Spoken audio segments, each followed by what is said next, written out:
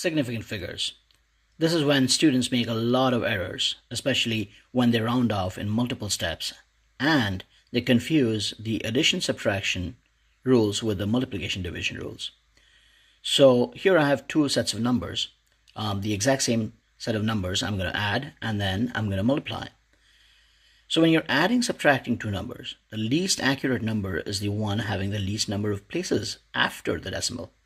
So this is what prevails. In other words, if we add the 12.243 and 132.3, the answer is 142.543.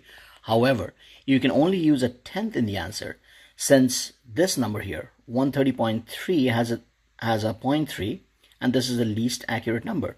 So this is what would prevail, and your answer would only have a tenth, 142.5. Remember that this will be the same when you instead subtract these two numbers. Now, moving on to multiplication. So when you multiply or divide these numbers, the same numbers, the situation is entirely different. This time, use the least, or in other words, the total number of significant figures.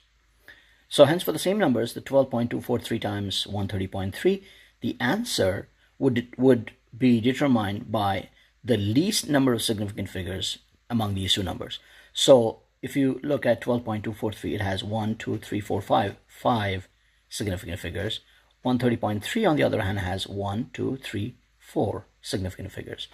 So your final answer should also have 4 significant figures. So you're no longer looking at the 0.3 or the 10th decimal that you did for your addition problem before. 130.3 consists of 4 and 12.243 has 5 significant figures. So you should remember to round off your answer, and in this case it's going to be 1595. So everything else you leave out here, 1595.2629, where is it? Right here.